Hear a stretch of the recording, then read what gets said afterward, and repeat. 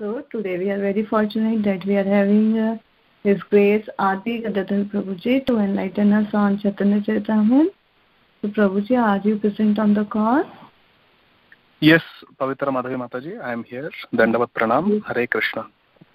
Hare Krishna, Prabhuji, Dandavat Pranam, all glories to Srila Prabhupada and Guru Maharaj. Thank you so much, Prabhuji, for giving your valuable association. Now you can start the class, Prabhuji. Thank you so much. Hare Krishna. Hare Krishna. We are reading from Sri Chaitanya Charitamrita, Madhya Lila, chapter 20th, verse number 122. We will just do one verse today, verse number 122. Chaitanya Mahaprabhu is instructing Sanatan Goswami. Jaya Jaya Shri Chaitanya Jaya Nityananda Jaya Advaita Chandra Jaya Gaura Bhakta Vrinda Jaya Jaya Shri Chaitanya Jaya Nityananda Jaya Advaita Chandra Jaya Gaura Bhakta Vrinda Jaya Jaya Shri Chaitanya Jaya Nityananda Jaya Advaita Chandra Jaya Gaura Bhakta Vrinda माया मुग्ध जीवेर नाही स्वतः कृष्ण ज्ञान जीवेर कृपा कैला Krishna Veda Purana. Translation and purport by His Divine Grace Abhay Charanaravinda Bhaktivedanta Swami Srila Prabhupada. Translation: The conditioned soul cannot revive his Krishna consciousness by his own effort. Very important. I'm going to read this sentence again. Chaitanya Mahaprabhu is instructing Srila Sanatan Goswami. The conditioned soul cannot revive his Krishna consciousness by his own effort. But out of causeless mercy, Lord Krishna compiled the Vedic literature and its supplements, the Purans. See, here it is saying, Jiver Kripaya Kaila, Krishna. Krishna has done a very merciful act on all the Jivatma. Jiver Kripaya Kaila Krishna Veda Puran, by giving us the Vedas and the Puranas. Purport: A conditioned soul is bewildered by the Lord's illusory energy Maya. Maya's business is to keep the conditioned soul forgetful of his real relationship with Krishna. Thus, the living entity forgets his real identity as spirit soul Brahman, and instead of realizing his factual position, thinks himself the product of the material energy. According to Srimad Bhagavatam 1.7.5, Yaya sammohito jiva atmanam trigunatmakam paropi manute artham tatkritam chabhipatyate. Due to this external energy, the living entity, although transcendental to three modes of material nature, thinks of himself as a material product and thus undergoes the reactions of material miseries. This is a description of Maya's action upon the conditioned soul. Thinking himself a product of the material energy, the conditioned soul engages in the service of the material energy in so many ways. He becomes the servant of lust, anger, greed, and envy. In this way, one totally becomes a servant of the illusory energy. Later, the bewildered soul becomes a servant of mental speculation.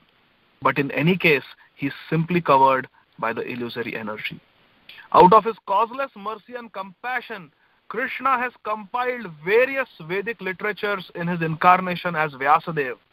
Vyasadeva is Shaktyavesha avatar.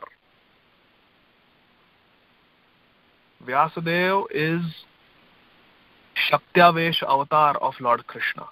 He has very kindly presented these Vedic literatures to awaken the conditioned soul to his senses.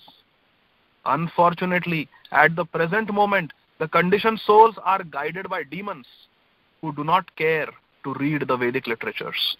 Although there is an immense treasure house of knowledge, people are engaged in reading useless literature, and that will give them no information on how to get out of the clutches of Maya.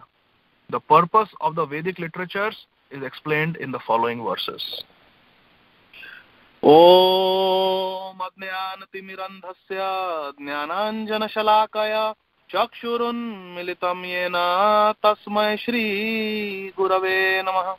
Shri Chaitanya Manobhishtam Sthapitam Yena Bhutale Swayam Rupa Kadamahyam Dadati Swapadantikam Vandeham Shri Guru Shri Yuta Padakamalam Shri Gurun Vaishnavamscha Shri Rupam Sagrajatam Sahagana Raghunathanvitam Tam Sajivam Sadvaitam Savadutam Parijana Sahitam Krishna Chaitanya Devam Shri Radha Krishna Padan Sahagana Lalita Shri Vishakhan Vitamscha Nama Om Vishnu Padaya Krishna Presthaya Bhutale Shrimate Bhakti Vedanta Swami Nitinamine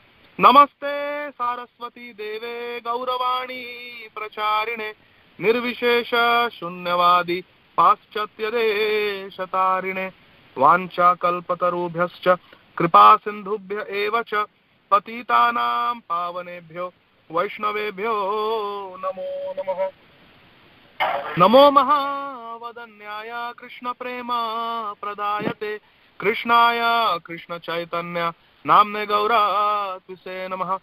Panchatattvatmakam Krishnam Bhakta Rupa Swarupakam Bhaktavataram Bhaktakhyam Namami Bhakta Shaktikam. He Krishna Karuna Sindho Dinabandho Jagatpate Gopesha Gopika Kanta Radha Kanta Namostute Tapta Kanchana Gaurangi Radhe Vrindavaneshwari Vrishabhanu Sute Devi Pranamami Hari Priye. Jai Shri Krishna Chaitanya Prabhu Nityananda Shri Advaita Gadadhar Shrivasadi Gaur Bhakta Vrinda. Hare Krishna Krishna Krishna Hare Hare Hare Rama Rama Rama Hare Hare. Hare Krishna Krishna Krishna Hare Hare Hare Rama Rama Rama Hare Hare. Hare Krishna Krishna Krishna Hare Hare Hare Rama Rama Rama Hare Hare. Hare Krishna. I would very humbly like to offer my respectful obeisances at the lotus feet of all the devotees who are listening. Thank you very much for joining the conference call. I very humbly request you, beg of you, to please bless me so that with a purified heart I may be able to serve all of you today. Please bless me so that I may be able to repeat the words of our great Acharya Gan, all our Acharyas in such a way that all of our hearts become purified and they become attracted to the lotus feet of Hari, Guru and Vaishnavas. Thank you very much. So we are continuing our study of Sri Chaitanya Charitamrita, written by Srila Krishnadas Kaviraj Goswami Maharaj. And we are studying how Chaitanya Mahaprabhu instructed his intimate disciple and devotee, Srila Sanatan Goswami, for 2 months at Varanasi. He is instructing Sanatan Goswami. Sanatana Goswami asked so many relevant questions. Who am I? Why am I suffering? What is the aim of life? And Chaitanya Mahaprabhu is giving answers. Chaitanya Mahaprabhu is the Supreme Personality of Godhead. Therefore, he is the highest authority. In the verse and the purport that we discussed today, Chaitanya Mahaprabhu is explaining to Sanatana Goswami that all of us, conditioned souls, all of us, all the Jivatmas who are trapped in this material world, we cannot understand transcendence. We cannot understand Krishna Tattva by our own intelligence. We cannot get out of our illusion by our own efforts. It is not possible. Therefore, to help us, Krishna, who is most merciful, came as Srila Vyasadeva, a Shaktiavesh avatar of Krishna. Shakti means power. Avesh means to enter. So Krishna's empowered incarnation. When Krishna empowers somebody, that person is a Shaktiavesh avatar. He came as Vyasadeva, empowered Vyasadeva to write the Vedic literature, so that all of us can get out of our illusion. All this Vedic literature, Sarva Vedanta Saram hi Shri Bhagavatam Ischati. The essence of all the Vedic literature is Srimad Bhagavatam. For example, sometimes patients come and they have complex medical conditions, they have congestive heart failure, their heart is not pumping blood properly, as a result the blood pressure is low, the kidneys are not getting enough blood circulation, so the kidneys are failing, blood is backing up into the liver, so the liver is failing, and I have to sit down and explain to the patient and the patient's loved ones everything in detail. And then I have to explain the problem, I have to explain the treatment options, I have to explain so many things. I speak for 15-20 minutes, and then the patient and the relatives ask me, just tell us now, finally, what is your recommendation as a doctor? So then I have to tell them the essence. Control how much water you're drinking. Control how much salt you're taking. Take these medicines. Weigh yourself every day.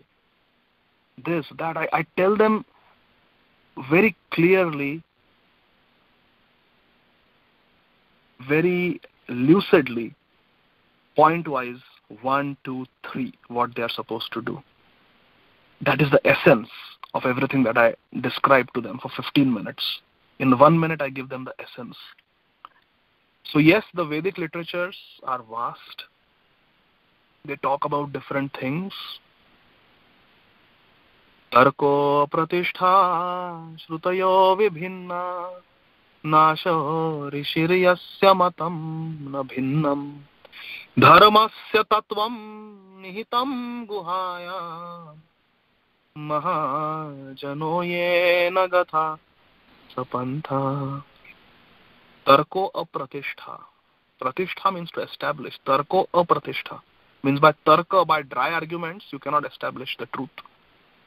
Shrutayo vibhinna. And the Shruti, the Vedic literatures, are vibhinna, or of various kinds. To cater to people in the mode of ignorance, there are 6 Puran. To cater and elevate the consciousness of people in the mode of passion, there are 6 Puran. To cater to the people who are in the mode of goodness, to further elevate them beyond the mode of goodness, there are 6 Puranas. There are 18 Puranas. There are 4 Vedas, which mainly deal with Karma Kand. How to achieve dharma, artha, kama, moksha.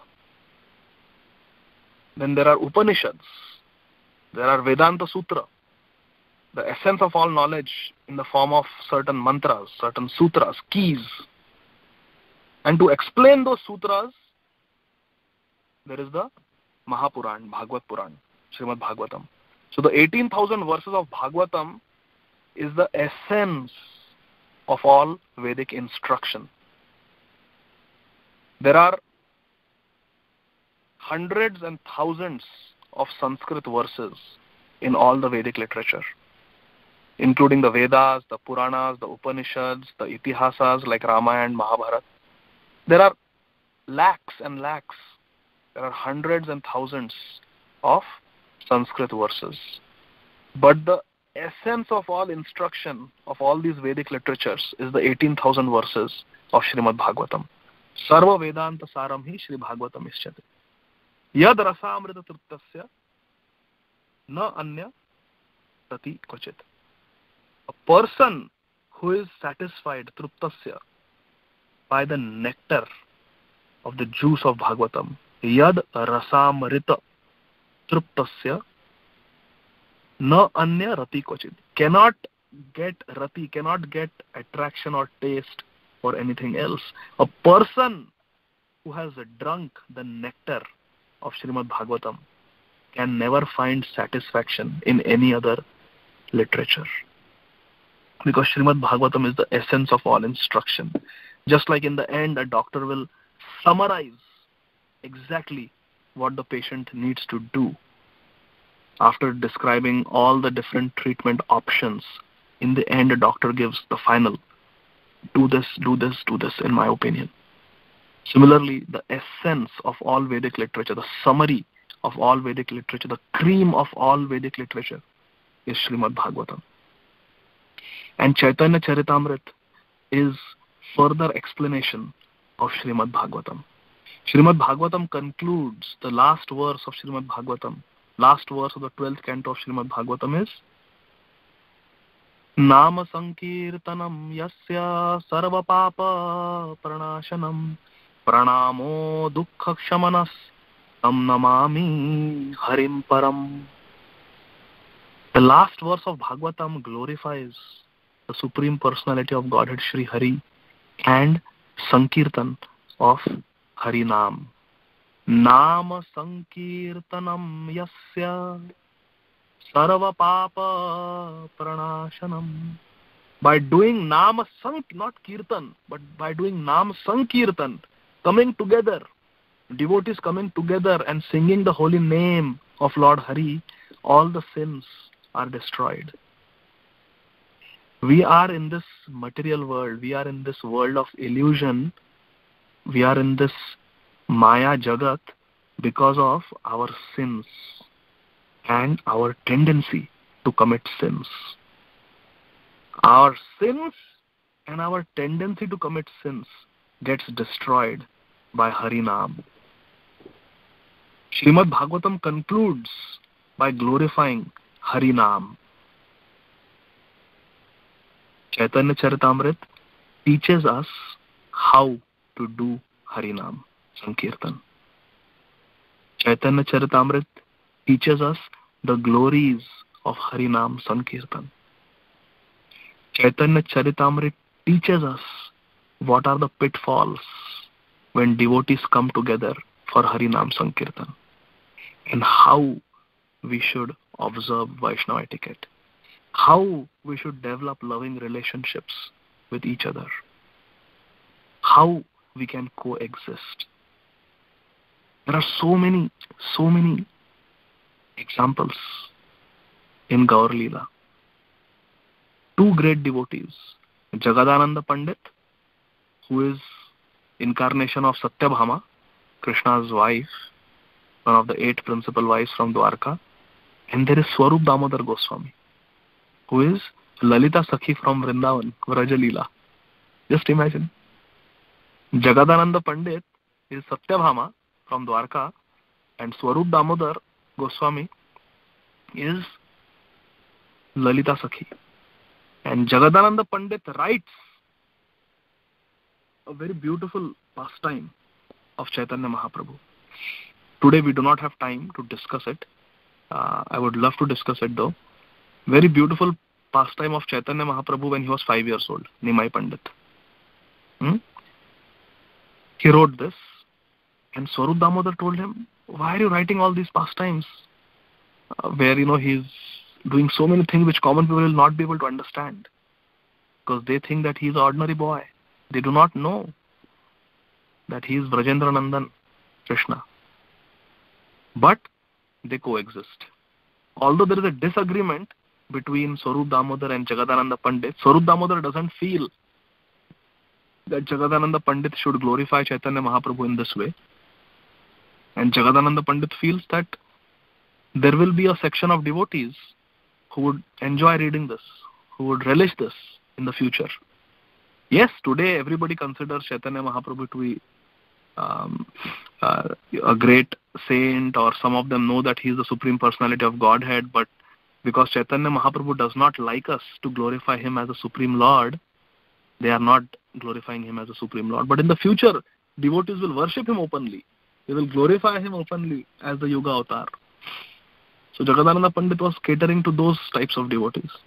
And Swarup Damodar did not feel it was necessary. But they coexisted. Swarup Damodar allowed Jagadananda Pandit to write it.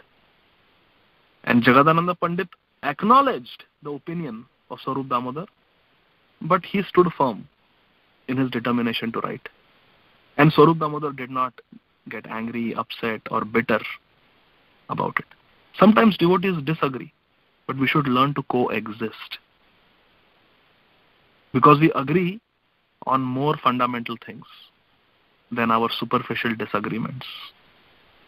Both agreed, Jagadananda Pandit and Swarup Damodar both agreed that Chaitanya Mahaprabhu is their Prananath, the Lord of their lives. So what is the problem tolerating superficial differences?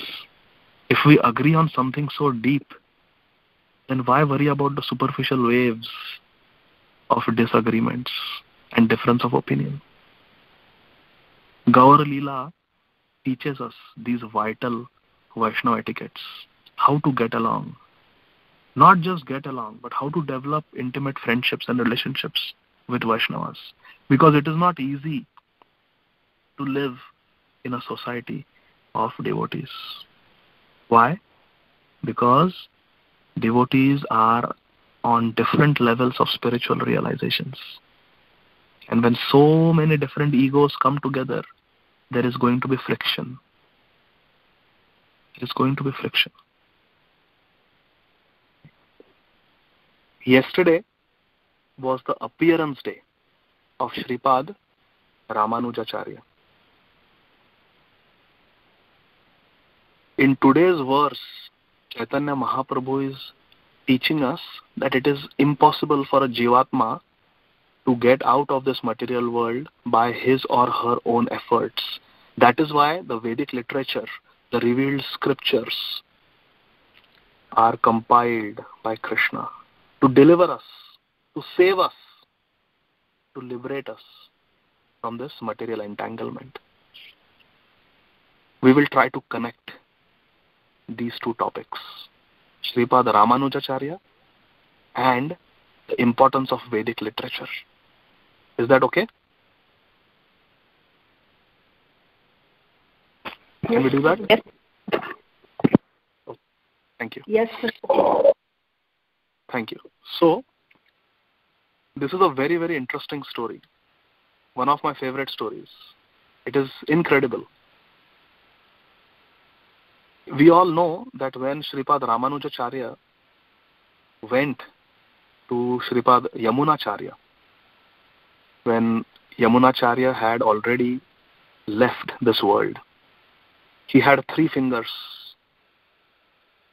which were open, and Shripad Ramanujacharya communicated with Yamunacharya internally, in his heart. It is called Samadhi Bhasha. And it was revealed to Sripad Ramanujacharya what are the 3 unfulfilled desires of Sripad Yamunacharya. One of the desires was that the Shri Sampradaya, to which Yamunacharya and Ramanujacharya both belonged, should have its own authentic, authoritative commentary on the Vedanta Sutra. The natural commentary on Vedanta Sutra is given by the author of Vedanta Sutra, Srila Vyasadeva himself, and it is called Srimad Bhagavatam. But each Sampradaya has its own commentary on Vedanta Sutra, keeping in line with Srimad Bhagavatam's teachings, and that gives authority to the Sampradaya. So Sri Sampradaya did not have its own commentary on Vedanta Sutra. So Sripad Ramanujacharya promised Yamunacharya that yes, I will write a commentary on Vedanta Sutra, and because we are in Sri Sampradaya, I will name it Sri Bhasya, the commentary of Srimati Lakshmi Devi. Now, in those days, at the time of Sripad Ramanujacharya, Mayavad or impersonalism was predominant in the Indian society, in Bharatvarsh. There were certain Pandits, certain Brahmins who were extremely learned, and they were very powerful preachers of Mayavad. In Chaitanya Charitamrita we learn that Varanasi was one such place. Is it not? Varanasi, there was Prakashananda Saraswati and his thousands of followers. They were all Pakka Mayavadis, staunch Mayavadis. Similarly, in Kashmir, also there were very learned Pandits, and they were also very proud of their learning, and they were all impersonalists. Actually, if you read the purport carefully that we read today, Prabhupada very subtly hints towards Mayavad also. He says that we become slaves of lust, anger, greed, and envy. And in the next sentence, Prabhupada writes in the purport, and then later on, some of them become slaves of their mental speculation.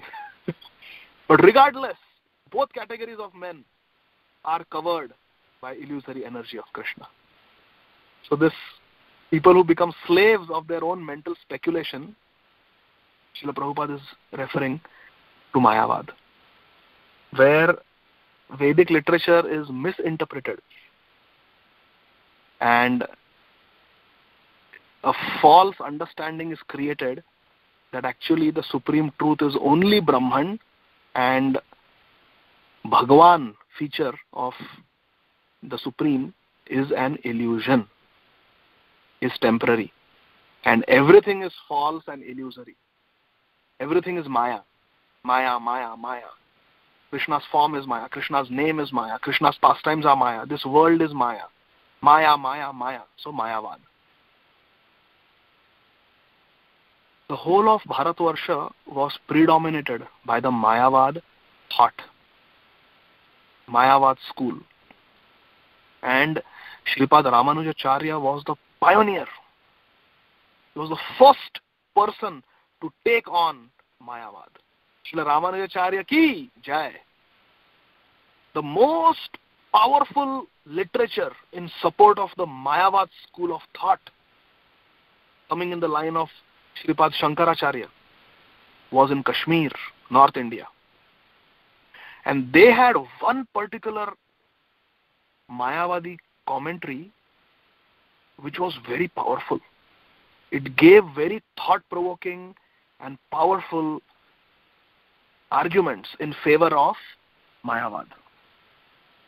In order for Sripad Ramanujacharya to conclusively defeat the Mayavad arguments, it was necessary for Sripad Ramanujacharya to carefully study what the Mayavad literatures speak about.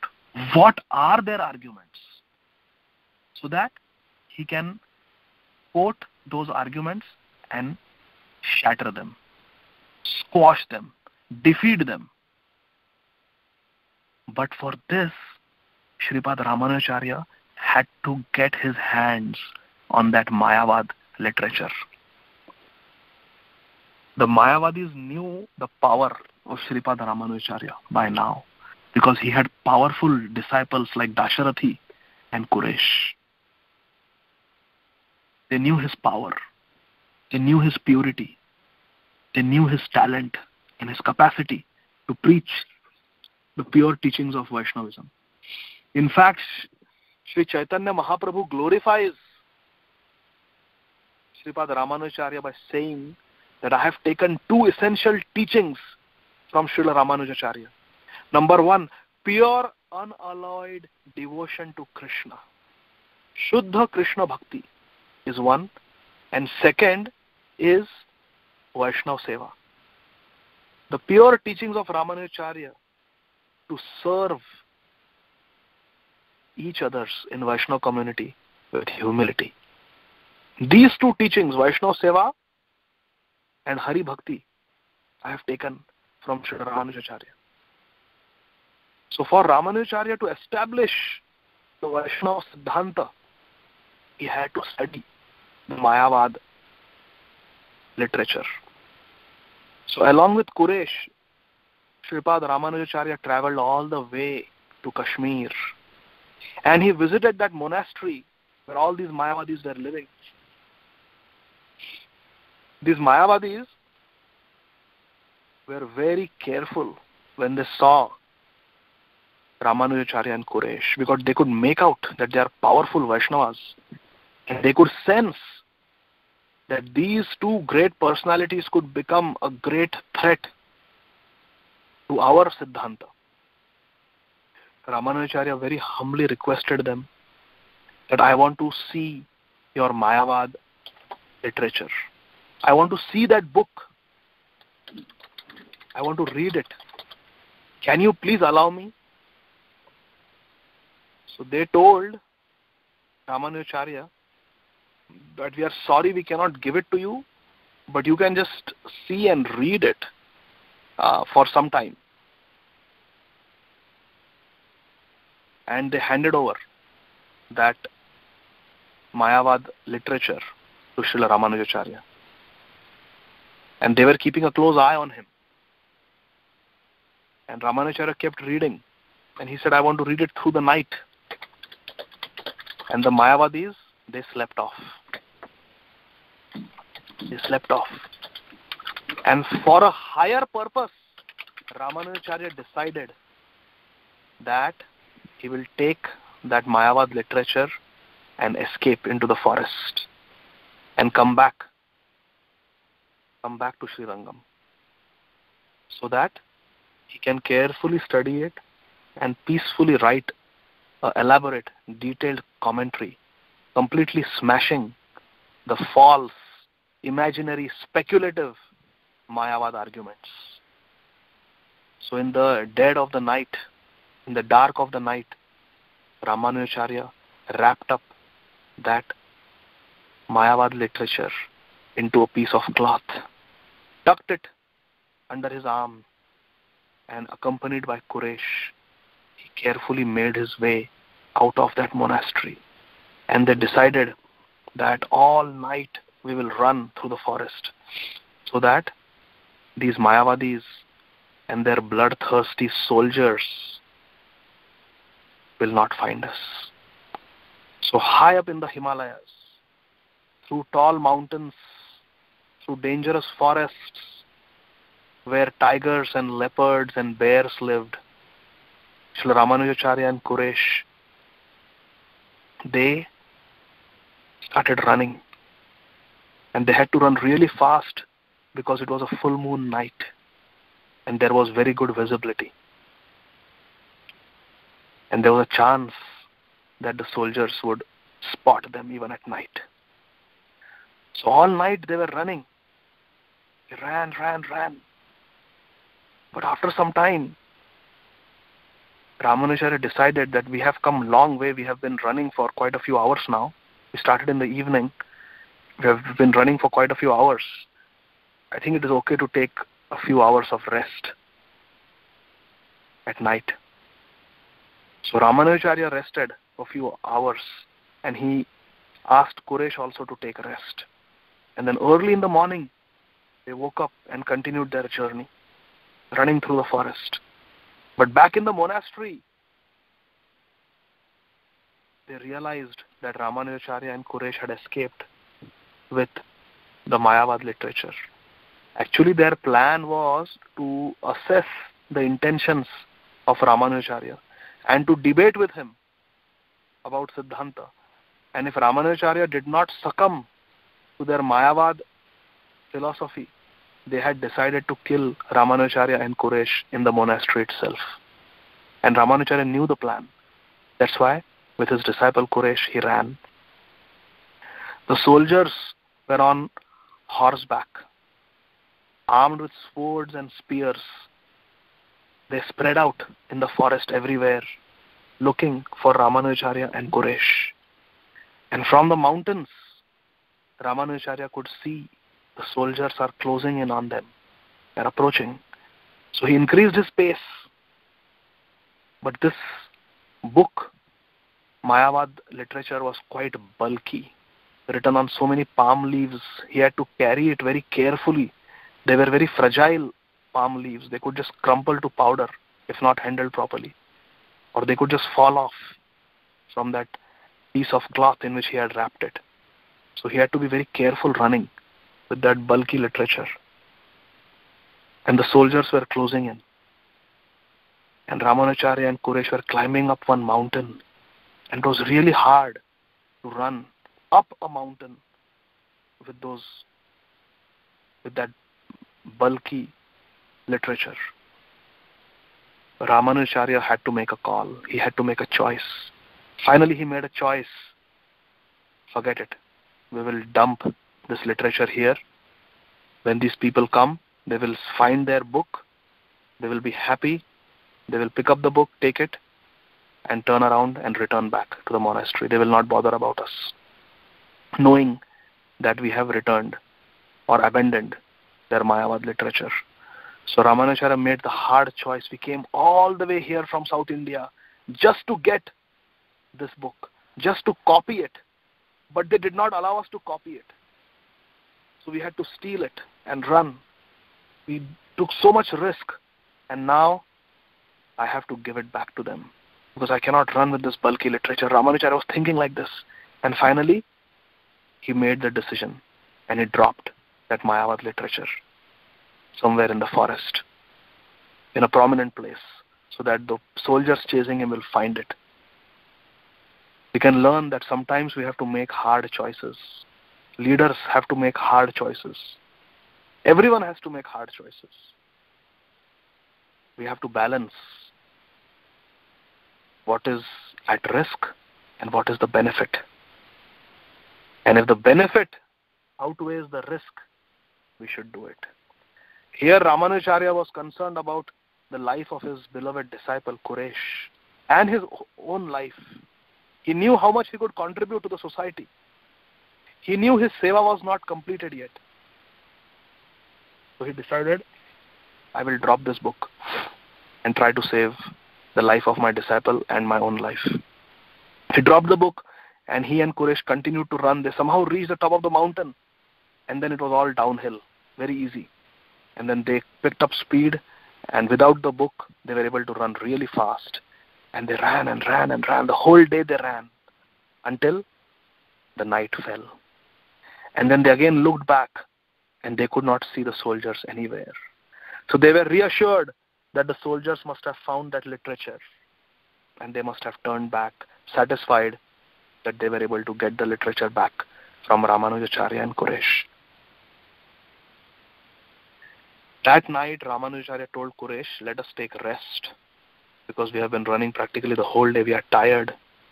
Let us take rest and we'll resume our journey back to South India tomorrow morning. So Quresh said, all right, Gurudev. And they both laid down on the forest ground, gazing up at the night sky. Ramanujacharya was deep in thought. And then Ramanujacharya revealed his heart to Quresh. My dear Quresh, I feel that this mission was a failure. It was a failure. We traveled so much distance, we took such risk just to get that Mayavad literature. But we failed. We could neither copy it nor steal it. How will I do my seva to Shri Shri Lakshmi Narayan now? How will I write? How will I defeat these arguments? And Ramanujacharya, speaking like this, was feeling very dejected. Suddenly Quresh sat up and holding the lotus feet of his beloved Gurudev, Quresh spoke. My dear Gurudev, please do not be despondent. Please do not be disappointed. Please do not feel sad. Your mission was not a failure, Gurudev. Your mission has been successful. By your mercy, last night when you were taking rest, I read the whole book.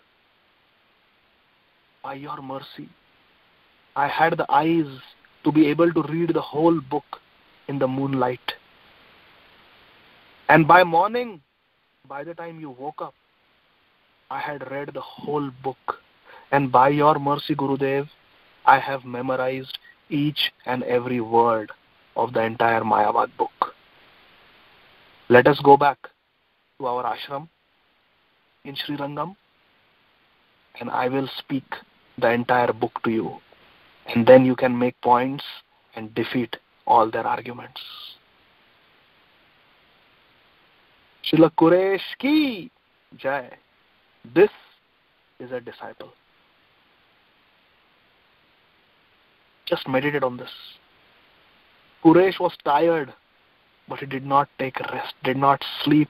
In the moonlight, he did not complain that there is no light. If I light a fire, the soldiers will spot us. He could have given so many excuses. My Guru himself is sleeping. Oh, this is impossible. He had a burning desire to serve his Guru in writing a commentary on the authentic Vedic literature. Because it is this Vedic literature which is going to save humanity from the illusion of material entanglement. He had such a burning, genuine, humble desire to serve his Gurudev that Guru and Krishna empowered him with the eyes to read in the moonlight, with the intelligence to remember and memorize everything, and with the humility to not boast about his achievement the next day morning to his Gurudev. He did not tell his Guru Maharaj, I did not sleep. By the way, Ramanujacharya, I did not sleep last night. I just wanted to let you know. I'm tired. If I'm running slowly, don't mind it. It's because I have not slept. I was reading the book for your sake. You did not even tell me, but I have memorized it. Just FYI. No. Quresh kept quiet until Ramanujacharya revealed his heart, how despondent he was feeling.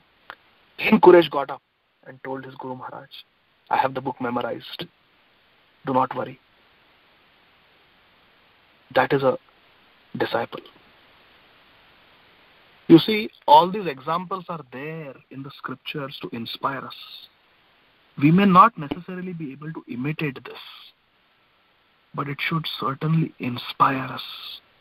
We may not be able to give up sleep the whole night, but can we give up a few hours of sleep to chant our japa nicely, to read Srila Prabhupada's books nicely, to serve our Gurudev, to serve devotees nicely? If we can do that, that means we have understood this Leela. We have understood this pastime. There are two things.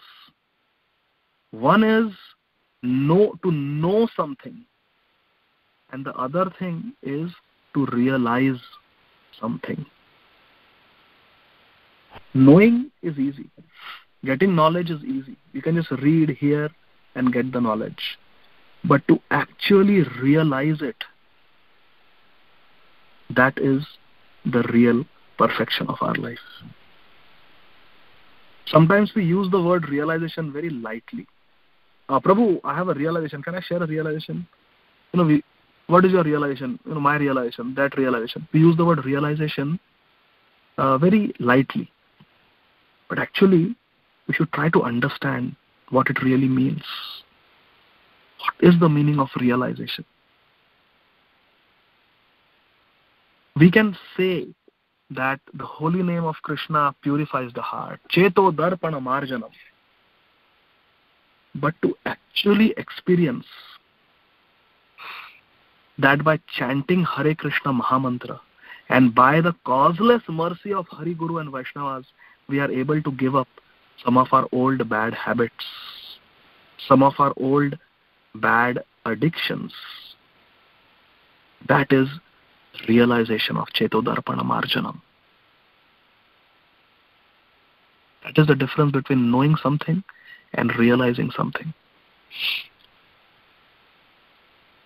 So from this we can understand how much Quraysh had realized the value of authentic, genuine Vaishnava literature, which is being talked about in this verse by Chaitanya Mahaprabhu and by Srila Prabhupada in the purport of the verse that we discussed today. Let me see what the time is. We still have 15 minutes. So there is something else I want to tell, I want to discuss and present before all of you. Vedic literature, we discussed that the essence of Vedic literature is Bhagavatam, Srimad Bhagavatam. Bhagavatam is of two types: the book Bhagavatam and the person Bhagavatam. Book Bhagavatam, we all know, 18,000 verses, very mercifully translated and commented upon by Srila Prabhupada and his humble disciples. Person Bhagavatam is a person who not just has knowledge of the Bhagavatam, but who has realized Bhagavatam. Bhagavatam says, Nama Sankirtanam Yasya Sarva Papa Pranashanam Pranamo Dukkha Kshamanas Tam Namami Harim Param. Bhagavatam is a person who not only knows this verse, but is actually doing it. He is actually taking shelter of Harinam. He is actually preaching Harinam. And his acharan is also of that person who is sinless. Sarva Papa Pranashanam. Achar and Prachar. Like Sanatan Goswami glorified Haridas Thakur. You have both. You have Prachar, you are preaching Haridas Thakur, the glories of the holy name, but in your achar, in your behavior, in your conduct, we can see that you have realized the glories of the holy name. Bhagavat person is that person who is living Srimad Bhagavatam in his or her life. Example can be Srivas Thakur. From Srila Ramanujacharya's Parshads, his associates, I would like to discuss one such story in the next 10 minutes, and then we'll stop. This person was an associate of Sripad Ramanujacharya, and he lived in Kanchipur, always engaged in the service of Sri Varadaraj. His name was Kanchipurna.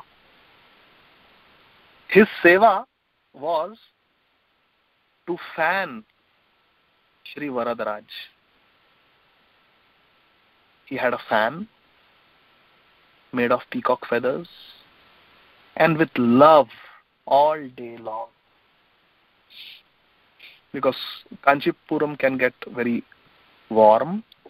So he would sit all day long, and with his fan, he would fan Shri Varadaraj. And in the summer season, when it got really hot, in those days there were no coolers or air conditioners. So Kanchipurna used to dip his fan in cool water. And then with that wet fan, he used to fan Shri Varadaraj. And a nice cool wind would blow on the transcendental body of Shri Varadaraj. Varadaraj was so pleased with the service of Kanchipurna that he would talk to Kanchipurna. And Kanchipurna would talk to Shri Varadaraj. In fact, they would discuss Shastra.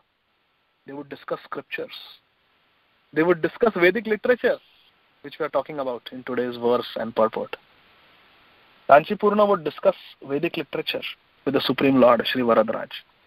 And everybody in Kanchipuram knew that Kanchipurna is a very exalted, very advanced, pure devotee, Shuddha Bhakta of Varadaraj.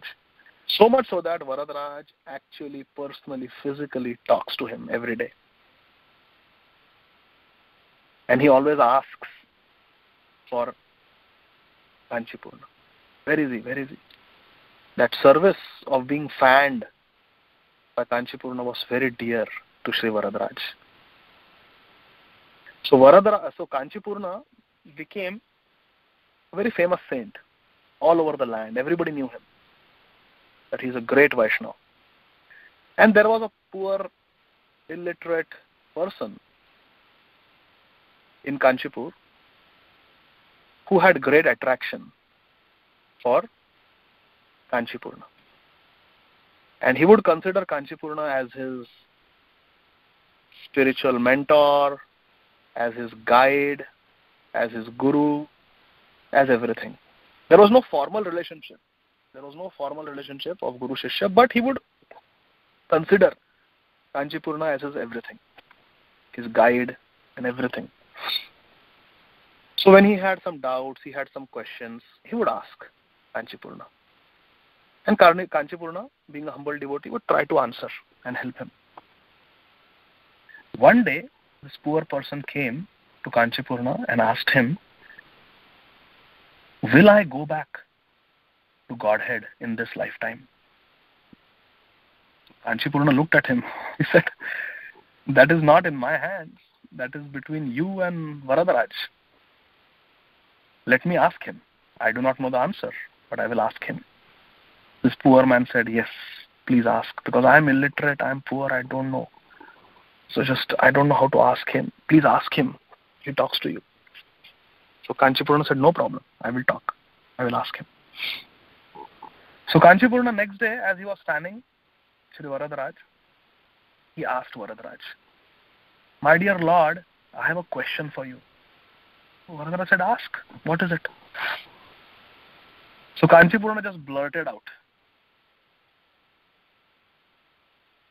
"My dear Varadaraj, you know that person, that illiterate poor person who is my friend? He wants to know if he will go back to Godhead in this lifetime or not." So immediately Varadaraj replied, "Go, tell him. Tell that poor illiterate person who doesn't have any knowledge of the Vedic literature. Tell him that yes, he will go back to Godhead in this very lifetime. And his qualification is that he is very attached to you. And you are my beloved devotee. Because he is attached to you, tell him that when he dies, I will personally take him to Vaikuntha. Yes, he will go back to Godhead in this lifetime because he is attached to you, because he has faith in you, because he serves you. Ye me bhakta jana partha name bhaktasya te jana mad bhaktanam cha ye bhaktas te me bhaktottama mata. Krishna tells Arjun in Adi Puran Those who consider themselves to be my devotees are actually not my devotees. But those who are devotees of my devotees, they are my Uttam Bhakta, they are my topmost devotees. So Kanchipurna goes to that poor man and gives him the good news. I spoke to Varadaraj, and he has guaranteed that yes, you will go back to Godhead in this lifetime. And that poor man becomes very happy. He has tears of joy in his eyes, and with folded hands he offers his obeisances to his friend, philosopher and guide, Kanchipurna. And Kanchipurna returns to the service of Varadaraj. Few days pass, and Kanchipurna, in his humble heart, has a doubt. But he is too shy to ask Varadaraj his question, his doubt. So one day, as he was fanning Varadaraj looked at Kanchipurna and asked him, "Do you want to ask me a question?" And Kanchipurna was struck with surprise. What to do? He knows everything. So he tells Lord Varadaraj, "What can I hide from you? Everything is known to you. There is one question which is pricking my heart, and I wanted to ask you." Varadaraj says, "Please ask me anything." Kanchipurna asks Lord Varadaraj in a soft tone, "Will I ever go back to Godhead?" So Kanchipurna in his heart was thinking that this poor illiterate man is going back to Godhead. And Varadaraj said he's going back to Godhead because of his attachment to me. So because Kanchipurna was such an exalted devotee, he did not become proud of his connection with Lord Varadaraj. Rather, he became humble. And he was thinking, will I ever go back to Godhead? Not in this life. Will I ever go back to Godhead? That was his doubt. He was not sure about himself. So he asked Varadaraj. And Varadaraj became very grave. And he told Kanchipurna, "My dear Kanchipurna, you are my beloved devotee. I am very attached to you. And you are very attached to my service. My promise is, ye yatha mam prapadyante tam statha eva bhajamyaham. As you approach me, I reciprocate accordingly.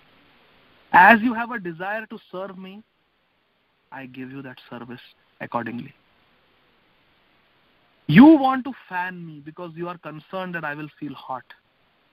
You want to fan me, so I allow you to fan me. You want to converse with me. You want to talk to me, so I converse with you. I talk to you. Ye yatha mam prapadyante tam statha bhajamyaham. But just because I allow you to fan me, just because I speak to you, doesn't mean that you will go back to Godhead. You will come to my Vaikuntha Dham. You, Kanchipurna, my dear devotee, are not qualified to come to my Vaikuntha Dham. Only those devotees who serve my devotees, only those Vaishnavas who do Vaishnava Seva can come to Vaikuntha. You have done my Seva, you have done Hari Seva, but you have not done Vaishnava Seva. Therefore, you are not qualified. Kanchipurna, that very moment, dropped the peacock fan. He put it down and he told Varadaraj, "Bye-bye. I am going. Thank you for enlightening me. I am going." And from Kanchipur, he goes straight to Srirangam, where a great exalted disciple of Sripad Ramanujacharya was staying at that time. His name was Mahapurna. He was one of the spiritual masters of Sripad Ramanujacharya. So Kanchipurna, he gives up his saffron clothes, the clothes of a sadhu. He wipes off his Vaishnava tilak so that nobody will identify him. And he begs from some passerby people, please give me some used clothes, dhoti, and some chadar that you may have, used, torn, rejected piece of cloth. He wore that dhoti and that shawl, chadar, and he went to the house of Mahapurna. He offered his obeisances and identified himself as just a lowly poor Brahman and told Mahapurna, my dear Mahapurna, please engage me in some seva in your house. You have few cows which help you in your Vaishnava services. You can offer milk to Krishna. You can make ghee to offer ghee lamps to Krishna. So you have maintained few cows. Please allow me to take care of your cows. Please allow me to fetch water for you from the Kaveri every day. Please allow me to wash the vessels after your wife has finished cooking. Please give me some menial service. Please allow me to collect some dry pieces of sticks from the forest so that your wife can cook. I will also clean the cow dung. I will also make patties from the cow dung for cooking. I will wash the cows. I will feed grass to your cows. I will milk your cows. I will take them out for grazing. I will bring them under the shade when it is too hot or when it is raining. I will just do any menial service. I will put fresh cow dung on the floors and walls of your little hut. Just give me all these services. I just want to serve you. Seeing the sincere determination of this poor Brahman, who actually was Kanchipurna, Mahapurna gave his permission. And he said, from today, I will call you my boy, which means my son. I will call you my boy. And you can stay.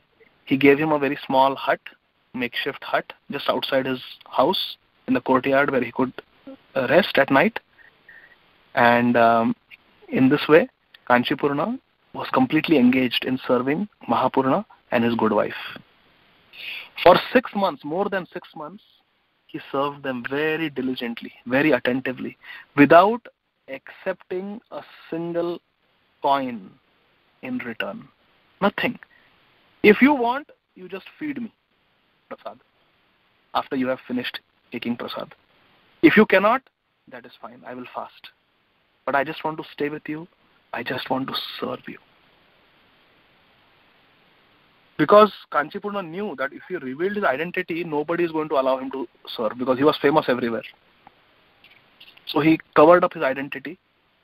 He was living incognito and just humbly serving the cows, serving Mahapurna and assisting his wife in menial services without expecting anything in return.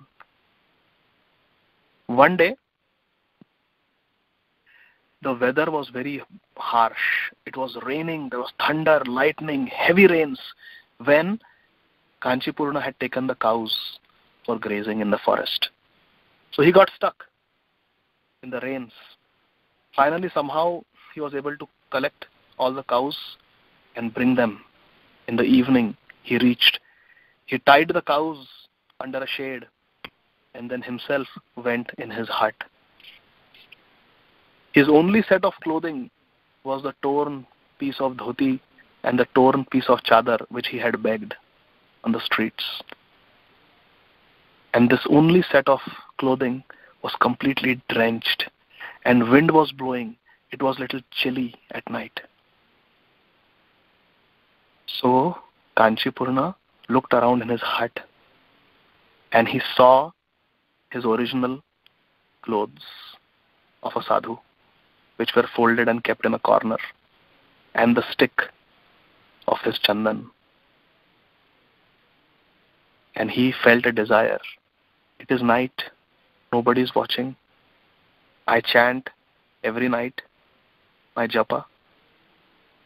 Today, just for tonight, let me remove these clothes of an ordinary person, and just to keep myself dry and warm, let me wear my old clothes of a sadhu. Let me put on my Vaishnava tilak, and let me chant on my tulsi mala. So Kanchipurna wore the dress of sadhu, his original dress, which was the only pair of dress he had. He put on Vaishnava tilak, and he sat down with his tulsi mala, intensely chanting his japa. He had just begun chanting when Mahapurna, being a compassionate Vaishnava, realized that today my boy must have been stuck in bad weather and he must have been completely drenched. I have noticed he only has one set of clothes. When he goes to take snan in the Kaveri, he's wearing those clothes and then he just lets them dry in the sun while he's working. But I've never seen him in any other set of clothes. So he must be really wet, soaking wet.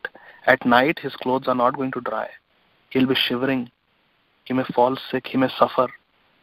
Let me give him my clothes. So Mahapurna took a set of dry clothes and quickly ran to the hut, protecting those clothes from the rain. And unexpectedly, he just opened the door and entered the little hut, the little kutir of Kanchipurna. And Mahapurna, being an exalted devotee, when he saw the effulgent sadhu sitting in saffron clothes, his body decorated with the supreme jewel of Vaishnava tilak, and chanting japa with such love and intensity, Mahapurna in his heart immediately understood this has to be Kanchipurna, the celebrated servant of Sri Varadaraj. Mahapurna fell at the feet of Kanchipurna. And Kanchipurna immediately got up and he offered his dandavats to Mahapurna and told him, please get up, my lord, please get up. Don't offer me obeisances. I'm just your boy. But Mahapurna raised Kanchipurna and embraced him with tears in his eyes. Both of them were crying. This is what happens when two Vaishnavas embrace each other. The love for Krishna and the love for Krishna's devotees sometimes manifests in the eyes as tears of joy. In that great union, on that rainy night, in that small hut, Mahapurna and Kanchipurna were embracing each other and crying. And Mahapurna told him, why did you leave the service of Sri Varadaraj? And why did you come here and serve me like a menial servant? My Guru Ramanujacharya, when he was explaining the meaning of this verse, Mahajanoyana Gathasa Pantha, he had told us long time ago, Kanchipurna is that Mahajan who you should follow. His example you should follow. Our Guru Ramanujacharya used to glorify you, O Kanchipurna. And you have come in my house and you have been working like a menial servant, hiding your identity. But today, Krishna, who has the complexion of rain-filled clouds, sent his mercy in the form of this rain and has revealed your effulgent identity to me. Please, I beg you, I am doing yachana. Please go back to the service of your Varadaraj. He must be missing you. Please go. And just to satisfy Mahapurna, just to satisfy him, Kanchipurna, went back to Kanchipur and resumed his service to Varadaraj, picked up his fan and resumed his service to Varadaraj. And after he was fanning Varadaraj for a few minutes, Varadaraj very sweetly told Kanchipurna, now you will go back to Godhead.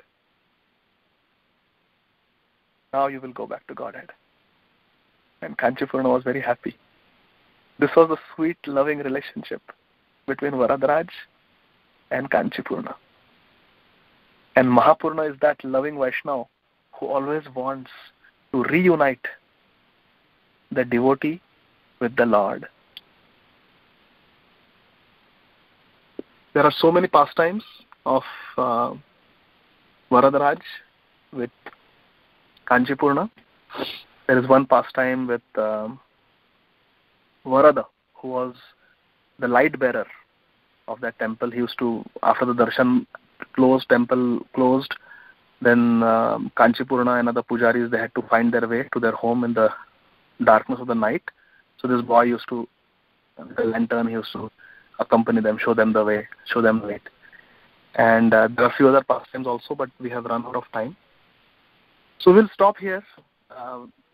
So this is the importance of the Vedic literature, and exalted pure devotees of the Lord are also called Bhagavad. They are the person Bhagavad. Both are very important. When Chaitanya Mahaprabhu chastises Devananda Pandit, he tells him, all your life you have studied the book Bhagavad, but when the person Bhagavad, Srivas Thakur, came and sat among your students, you disrespected him, or you allowed him to get disrespected. So person Bhagavad is also very important. For us, person Bhagavad is our spiritual master. For us, person Bhagavad is our Srila Prabhupada and all our liberated, exemplary, exalted acharyas of our sampradaya and other Vaishnava sampradayas also. So let us engage ourselves in the service of these revealed scriptures which are meant to liberate us from this world, and also let us engage ourselves, let us dedicate our lives in the service of the person Bhagavad, Srila Prabhupada. There is so much service to do for Srila Prabhupada. He has given us so many service opportunities in ISKCON. And if we do them sincerely, with a humble heart, one day, the giver of all benedictions, Sri Varadaraj, may tell us that we will also go. Thank you all very much. Jagat Guru Srila Prabhupada ki jai, Srila Chaitanya Charitamrit ki jai, Srila Krishnadas Kaviraj Goswami Maharaj ki jai, Nitai Gaur Premanandi, Hari Hari Bol. Thank you all very much. Hare Krishna. Hare Krishna. Adi Gadadhar Prabhu ki jai. Thank you very much, Prabhuji. Very, very nice. The story between the Kanchipurna, Mahapurna, Varadaraj. Wonderful. Hare Krishna. Thank you, Mataji. All glories to Srila Prabhupada. Hare Krishna. Thank you. Hare Krishna, Adi Gadadhar Prabhu. Dandavats. Thank you so much for the very wonderful, wonderful narration. Prabhuji, if I can ask, if you don't mind, can you tell me the reference of where you got the first half and the second half of the story, Prabhu? Talking about Sripad Ramanujacharya getting the script, as well as where Kanchipurna actually served. Kanchipurna actually, where, what? No. Can you tell me the reference lecture or the reference where you got this material from? Yeah. So whatever I spoke, Mataji, it is from two sources. The story of Sripad Ramanujacharya and Quresh going to Kashmir and getting that Mayavad literature and Quresh memorizing it, that is from a lecture given by Gaurang Prabhu on Atma serial in Hindi. Gauranga Prabhu used to give those Bhagavad Gita classes on Atma channel. So Atma serial on some TV channel many years ago. So I had heard it from Gauranga Prabhu, the story of Ramanujacharya going to Kashmir, and the story of which is the other part of your question? Which other thing? Yeah, the story of Kanchipurna serving. Yeah. Kanchipurna becoming a servant of Mahapurna? No, yeah, I just wanted to. Yes, Prabhu. Yeah, so that is Radhanath Maharaj in the 2005-2006 South India Yatra. He gave a class on. Let me see exactly which that. I can actually send you that link. I have it. Actually, I heard that class. So this is 2005-2006 South India Yatra. It is the lecture after Ramanujacharya accepts sannyas. It is the lecture called Kanchipurna's loving relation with Lord Varadraj. Okay, Prabhu. It's on ISKCON Desiratory. 2005-2006 South India Yatra. ISKCON Desiratory. Yes, Prabhuji. In Kanchipuram, Maharaj will explain this story. Yeah. You were there? Prabhuji. Huh? Yes, by Gopinath. Yes, Prabhuji, by Gopinath Murthy. Jai. So the whole thing was from there, Mataji. The whole pastime was from there. Very sweet. So, with your permission, I add a few things. Different variations because of the first part of the story, especially about Sripad Ramanujacharya getting the script from the Saraswati Banda. So is it okay if I can give some inputs on this? Absolutely, please, by all means. Okay. So, of course, there are different variations, and this is the first time I heard Ramanujacharya actually stole and ran, and then these people chased them down the mountains and all that. This is the first time I'm hearing that part of the story. So I can give some inputs of different sources of how the story has been told. Of course, I'm not saying one is right, one is wrong, just different variations. So I just wanted to share.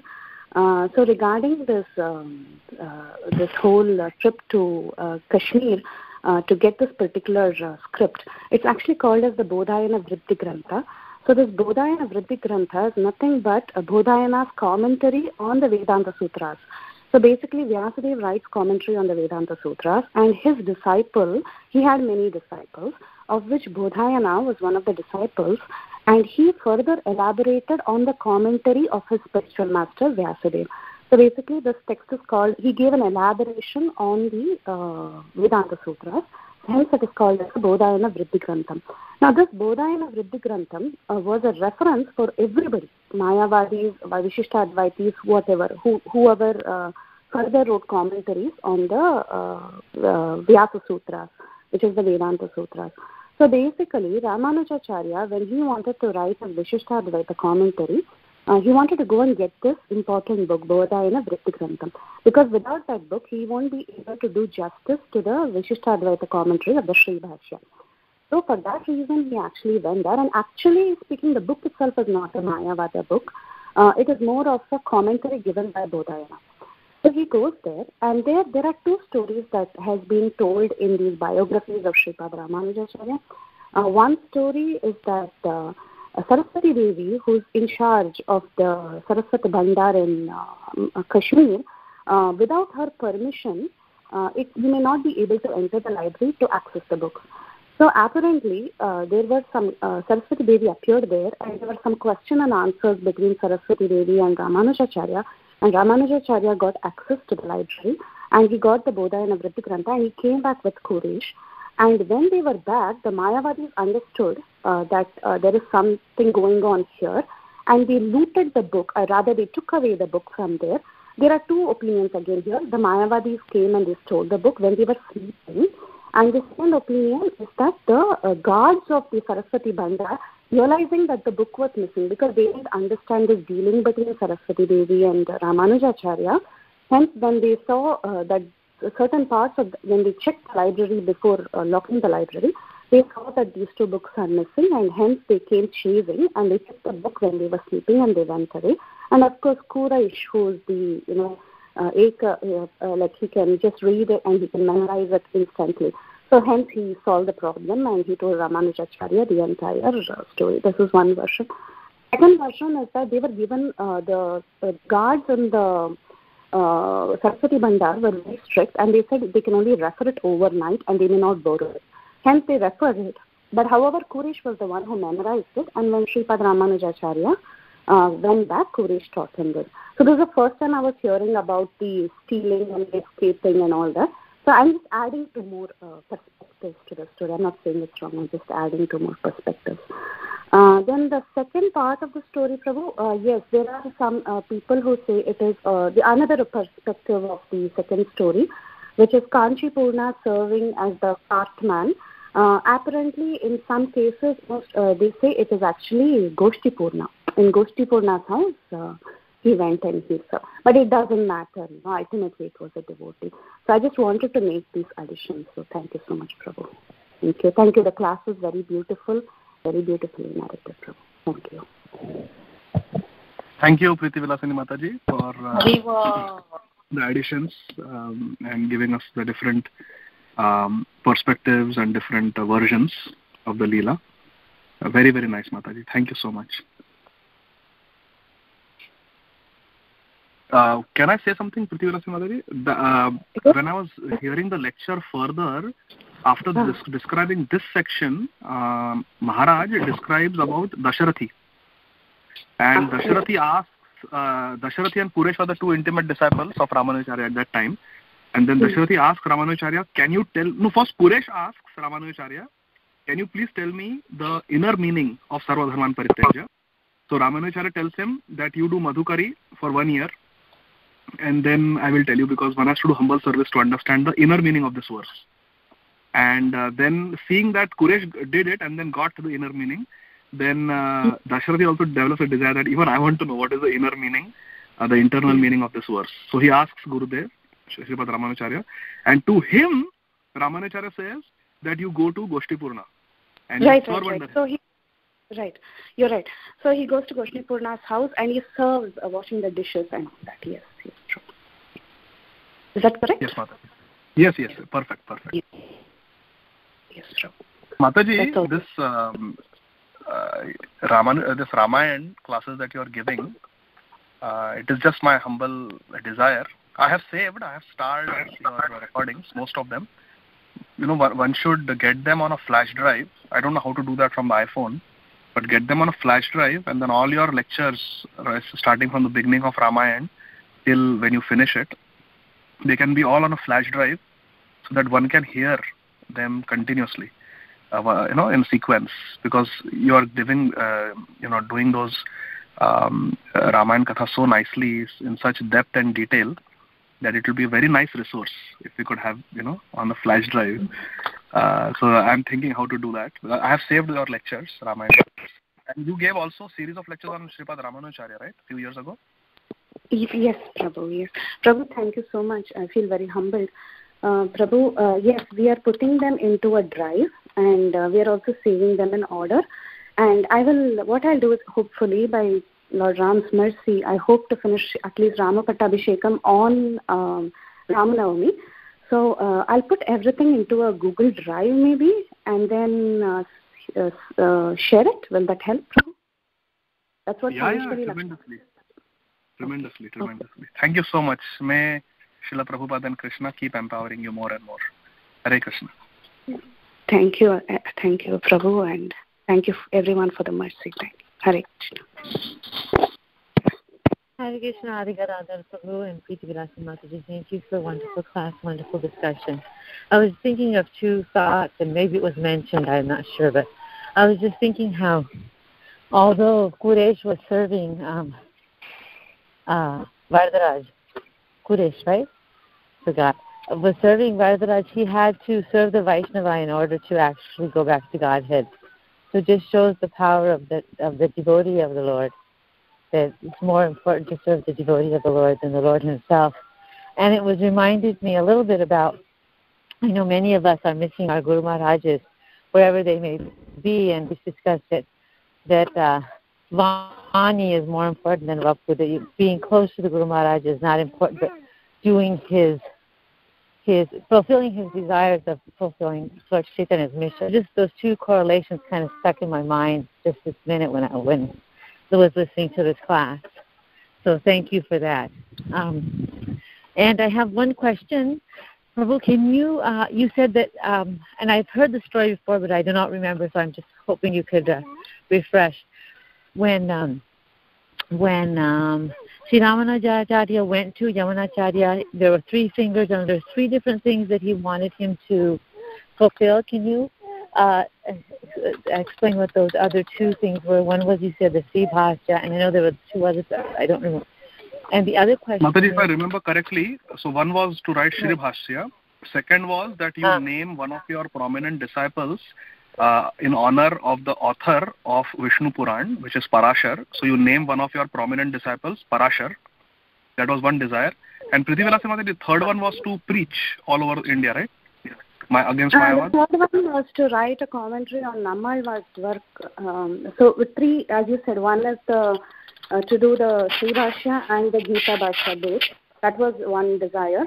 The second desire is to name 2 people in honor of Parashara and Vedavyasa, and later Kuresh's 2 sons who were born by the mercy of Ranganath by taking Ranganath Prasad. Actually, she was conceived through Prasadam. So, because she was very old, Andal, who's the wife of Kuresh, was very old by then. Both of them were very old.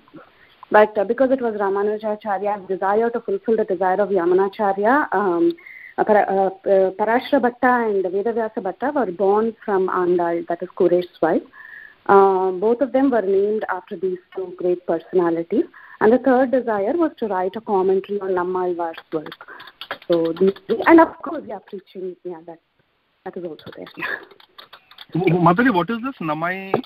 What is this commentary on? I don't know that. So among the Alvars, the chief of all the 12 Alvar is called as Nam Alvar.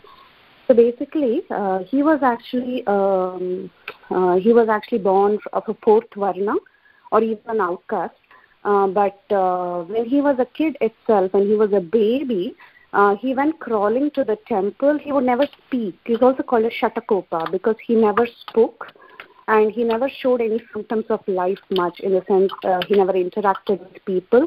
He went and sat in a particular tree that is there to this day in that temple. It is there near the Tirunelveli district, this temple. He's called as Nam Alvar.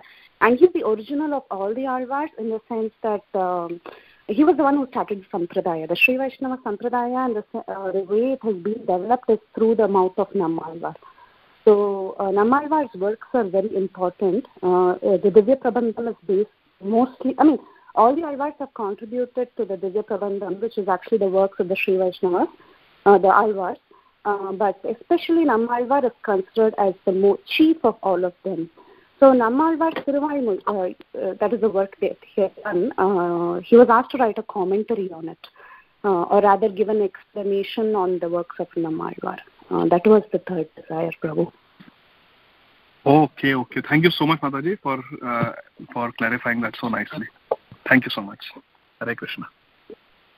Thank you, Prabhu. Thank you, Mataji. And my other question, if it's possible, can you, and again, I've heard this before, but I don't remember, Prabhu took 2 things from each of the 4 sampradayas in order to establish the Argodia Madhya. So can you explain what the other ones were? That's a great question, Mataji, but I really don't know. I have heard it, but I keep forgetting. Priti Vilasin Mataji, can you tell, or someone else? I heard it before and I can't remember. Yeah, I also keep forgetting. Priti Vilasin Mataji, can you tell that? What are the 2 things? Lord Chaitanya, picking from all the different sampradayas, the teachings of all the other sampradayas, you're asking? Yes, Mataji. Even right, I don't remember. What are the ones that he took?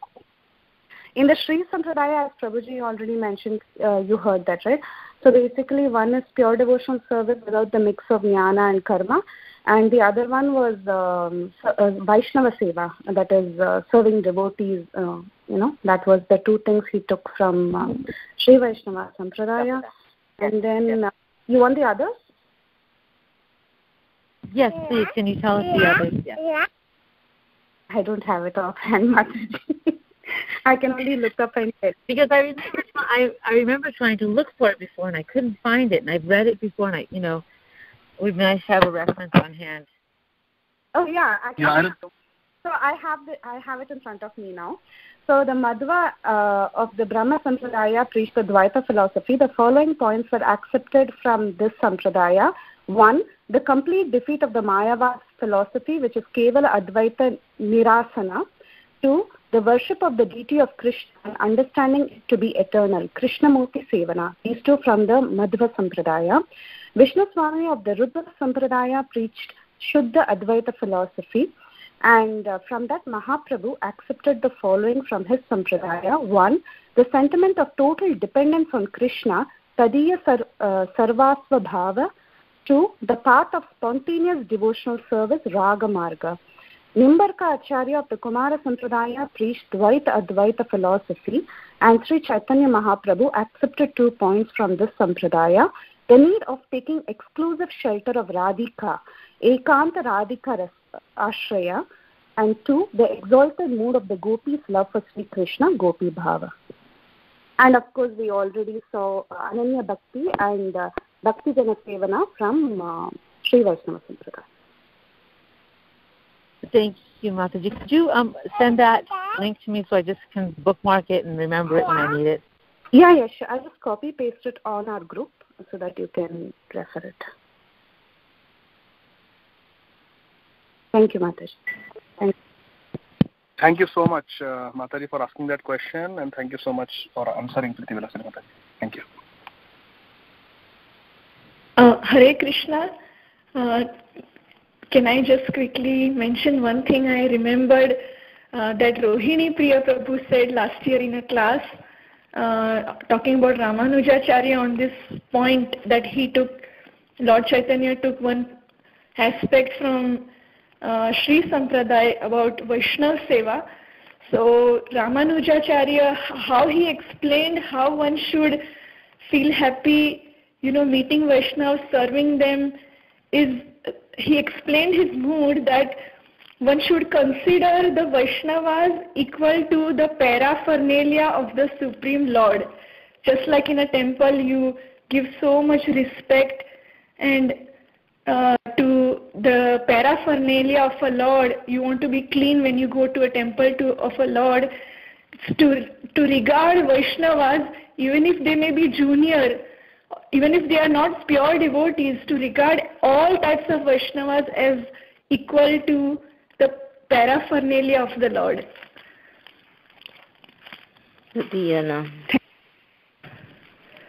Thank you, Tulsi Gopi Mataji. For those of you who don't know, this was Tulsi Gopi Mataji. She is from Atlanta. She is also a disciple of Radhanath Maharaj, and she was there for this 2005-2006 South India. Yes. Hare Krishna. Thank you, Hare Krishna. Thank you, all the devotees. Hare Krishna. Hare Krishna, Adi Gadadhar Prabhu, Dandavat Pranam, all Guru Srila Prabhupada, Koti Dandavat Pranam. Prabhuji, we feel that we are in a dham and Maharaj is explaining Lila. That much potency in your lecture, Prabhuji. Thank you very much for reminding all the Leelas. Dandavat Pranam, all Guru Srila Prabhupada and Gurudev. Yes, we are not qualified for anything, Prabhuji. But last thing also, it's touched to heart that Prabhupada is the Chalta Pilta Bhagavad. We have to follow them. We have to serve the Vaishnava. Prabhuji, thank you very much for guide us, inspire us, correct us. 100 pranam, all Guru Srila Prabhupada and Srila Gurudev. Gopinath ki jai ho. Thank you, Gopika Mataji. All Guru Srila Prabhupada. Hare Krishna. Hare Krishna, Adi Gadadhar Prabhu, Pranam, all Guru Srila Prabhupada. Prabhuji, I had one question, but I'm not sure if it's already discussed because I was, jumping to and fro from this call to my office calls. So my question was, Prabhuji, related to you mentioned about doing Hari Seva and doing Vaishnava Seva. So how do we understand that Vaishnava Seva is higher than Hari Seva? Although we also chant the Hare Krishna Mahamantra, which is Hari Seva, and we do Vaishnava Seva also and deity worship also. So how to understand the higher and lower principle in this? we can understand, Gaur Keshav Prabhu, Dandavat Pranam, we can understand from the example of Kanchipurna and Lord Varadaraj, what he is teaching us. And Radhanath Maharaj, in one of his lectures, he said, if you love Krishna, the devotees will love you. And if you love the devotees, then Krishna will love you. Hope that helps, Prabhu. Again, repeat, Prabhu. Maharaj said, if you love Krishna, the devotees will love you. And if you love the devotees, then Krishna will love you. Like that. It's all reciprocal. There are so many references in Bhagavatam also, 11th canto. In Uddhav Gita, Krishna says, Mad Bhakta Puja Bhyadika. The worship of my devotees is more important. So, yeah. Hope that helps, Prabhu. So, Prabhu, if we have some, some time, so, I mean, definitely we have to complete our sadhana of chanting, reading, hearing. And apart from that, if we get some time, then if we have to decide, okay, should I do Vaishnava Seva or should I do my own self-sadhana, then are you saying that we should focus more on the Vaishnava Seva side? Priti Vilasini Mataji was talking about Parashar Bhatta. Yeah. Parashar, he became the successor of Sripad Ramanujacharya. And he was at Srirangam. And his very close friend, Anantacharya, was at Tirupati.